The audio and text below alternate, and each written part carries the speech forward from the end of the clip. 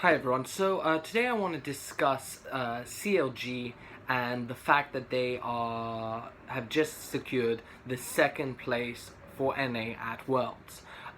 Recently there's been a lot of contention because CLG came fourth in the summer split, but because TSM beat Cloud9, they auto-qualified through points. And what that's done is left Immortals and Cloud9 fighting for the third spot, with the eventual result being that either Immortals or Cloud9, or potentially Envy, who's still in the running, will not attend Worlds and represent NA. This is an issue because Cloud9 and Immortals are both perceived as being better teams than CLG. And this is something that I want to analyze and really answer the question, or consider the question, does CLG deserve its spot? So what I want to start with is the history of the team, or looking back until to Summer Split 2015. CLG won Summer Split against TSM in the finals. They beat them 3-2 with double lift. After that, they dropped double lift and they picked up Stixay, or they put Stixay in. I think he was actually a substitute. They dropped Poberto as well. They brought Hui in, and we had CLG then win Spring Split. So already the fact that they managed to win Summer Split and then a Spring Split shows that they have a consistency. They then went on to MSI and came second, giving America its best ever result at an international event. We already have issues with Spring Split not being perceived as being as valuable and important as Summer Split, and there have been a lot of discussions about how to make it as important. You know, recently we had Weldon Green, who is the coach for TSM. He had a Periscope and he was discussing how hard he's been pushing the players to train and how he got them to the level that they're at. And the thing that he said is that he will not be pushing them as hard for Spring Split next year. And he clarified in a comment later that what he meant by that is that he will actually be pushing them again harder to train so hard and so on, if he's still with the organization, in summer 2017. But he'll give them an easier break and routine and training regimen for the Spring Split of 2017. So already we have a coach and the number one team, and arguably probably one of the best teams NA has ever had, already saying that they next year are not going to train and treat Spring Split as importantly as Summer Split.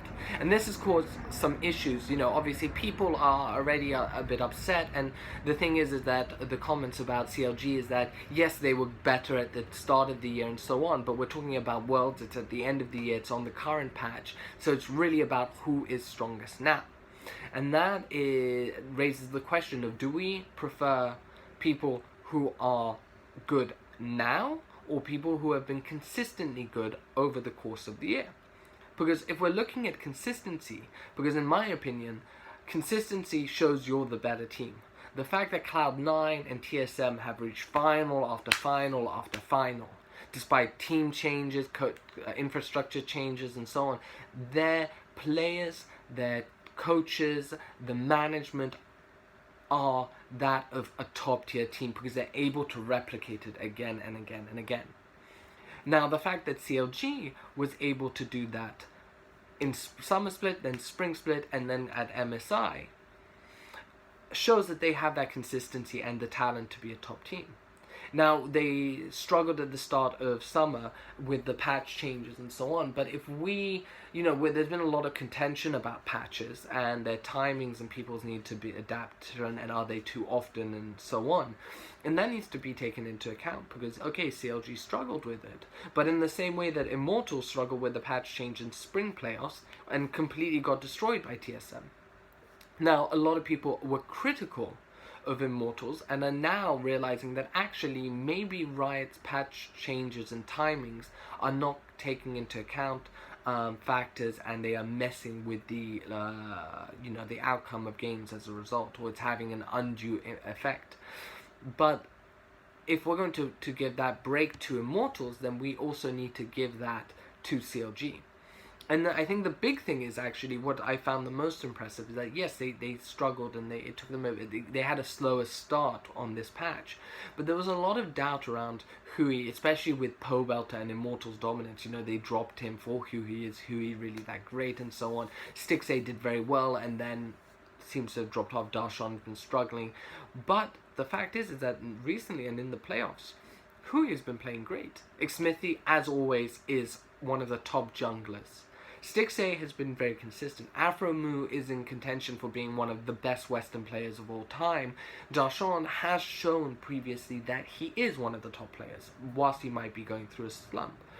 And I think the fact that CLG were able to come in second at MSI, that was an international tournament, and if we want those to matter, if we want to use those as a judge, then CLG has proven they can challenge and play against the very top teams in other regions and win and come second place and give NA their best result ever. So if CLG has done that, and we want to value international tournaments, then we need to respect their result. And the fact is that Immortals have struggled with patch changes, for example in Spring Split, and then they have also struggled in playoffs. So in high tension situations like the playoffs, this is now twice that they have crumbled. It's all well and good that during the regular season they are undefeatable, but when it comes down to the wire, and that's what Worlds is, it's about high pressure situations, high pressure games constantly. Will Immortals be able to do that? And that raises the question of okay, well, what playstyle does it better? Immortals are incredible at what they do, but if they can't do that, are they as capable in other styles? And I think they can play it. I think their play is incredible, and that's not the discussion here. But I think the point is that CLG has proven that they can. They've shown that they can play over multiple different patches. They've shown that they can adapt, and that if it is mid-centric, whilst they were slow to get to it, when they got to it, they did well. And we can't dismiss the fact that they actually took Immortals to Game 5. So, if in the Spring Split, TSM can beat Immortals and CLG can beat TSM, the logic dictates then that CLG could beat Immortals. And now we have Summer Split, and okay, Immortals beat CLG, but the fact that CLG can take Immortals all the way to Game 5 and make Immortals work for it shows that they deserve to compete against those top teams. And these are the things that we need to really consider. So when we want Spring Split to matter, we want international events to see how we match up, and we want to recognize where teams are doing well and challenging in a region is better, that means that some teams are going to miss out. There has to be a fourth place.